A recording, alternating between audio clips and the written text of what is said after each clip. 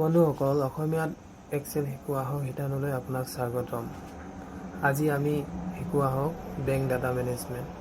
Bank data management কেনেকৈ কৰে আমি সেয়া শিকিম আজি। এইখন চাৰ্ট দেখিছে আপোনালোকে, বেংক লোন ডাটা। ইয়াত আছে client name, loan type, loan amount, rate of interest, duration, EMI, total amount, interest. আমি এতিয়া ওলাব লাগিব যে হৰিয়ে পাৰ্চনেল লোন লৈছে 1 লাখ টকা।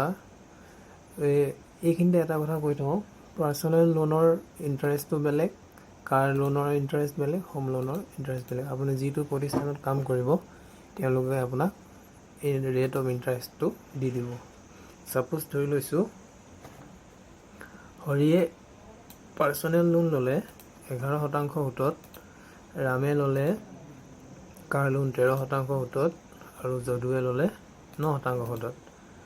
হৰিয়ে পাৰ্চনেল লোন ল'লে 1 লাখ টকা 2 বছৰৰ কাৰণে, আৰু ৰামে ল'লে 4 লাখ টকা 13% সুতত 5 বছৰৰ কাৰণে, আৰু যদুৱে ল'লে হোম লোন 10 বছৰৰ কাৰণে।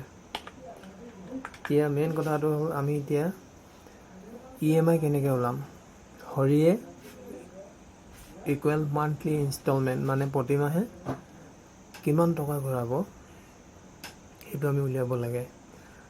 সেইটো ওলাবলৈ হ'লে আমি প্ৰথমতে ইকুৱেলটো দিম। ইকুৱেল দিয়াৰ পিছত PMT দিম। তাৰপিছত PMTত ডবল ক্লিক কৰি ইয়াত সুধিছে ৰেট মানে হ'ল rate of interest. Rate of ইণ্টাৰেষ্টটো হ'ল 11% 2 বছৰৰ বাবে। এইটো প্ৰতি মাহলৈ ডিভাইড কৰিবৰ কাৰণে ইণ্টাৰেষ্টটো আছে।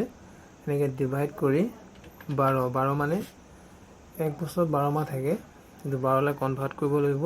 12 দি পেলাই মাহলৈ কনভাৰ্ট কৰিব লাগিব। আৰু ইয়াত সুধিছে NPR মানে কিমান বছৰৰ কাৰণে লৈছে। 2 বছৰৰ কাৰণে লৈছে, চিম্পল ইয়াত ক্লিক কৰিম 2 বছৰ। কিন্তু এইখিনিতে এটা কথা হ'ল 2 বছৰ দিলে নহ'ব, আমি 2 বছৰটো মাহলৈ কনভাৰ্ট কৰিব লাগিব। মাহলৈ কনভাৰ্ট কৰিব হ'লে 12 দিব লাগিব। 12 দিয়াৰ লগা মানে 2 × 12 হৈ গ'ল 24 মাহ, নহয় জানো। কমা দিলোঁ। আৰু ইয়াত সুধিছে PV মানে প্ৰেজেণ্ট ভেলু। প্ৰেজেণ্ট ভেলু সহজ অৰ্থত টোটেল লোন, এইটো এমাউণ্টটো, লোন এমাউণ্টটো। এতিয়া লোন এমাউণ্টটো এতিয়া আমি এণ্টাৰ মাৰিম। এণ্টাৰ প্ৰেছ কৰিলে এতিয়া ওলাইছে 4,661 টকা, কিন্তু এই আগত এটা মাইনাছ আহি আছে। সেইটো কাৰণে আমি চিম্পল ইয়াত ক্লিক কৰি F2 প্ৰেছ কৰিম। কীবৰ্ডৰ F2 প্ৰেছ কৰাৰ পিছত এই PMT আগত এটা মাইনাছ চিন আমি প্ৰেছ কৰিম, মাইনাছ চিন। এতিয়া এণ্টাৰ প্ৰেছ কৰিম।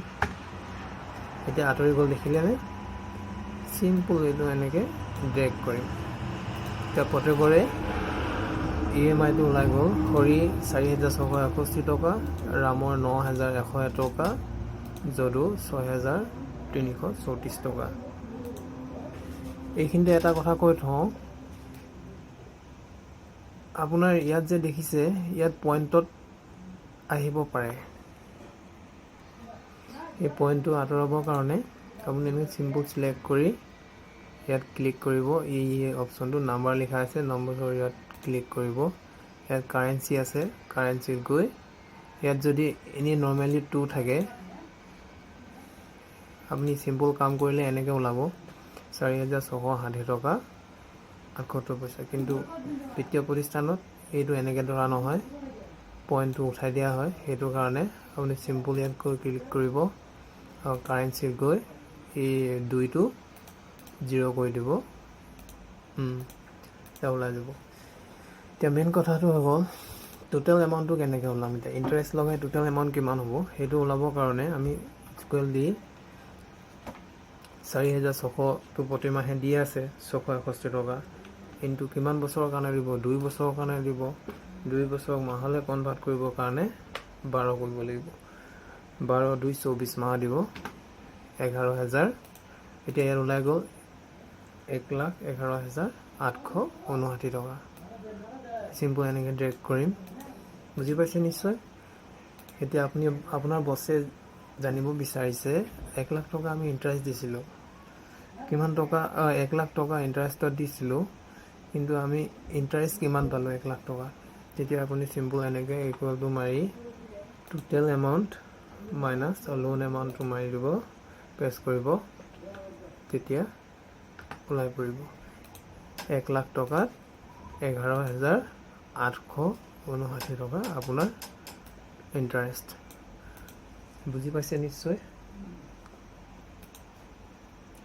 ধন্যবাদ।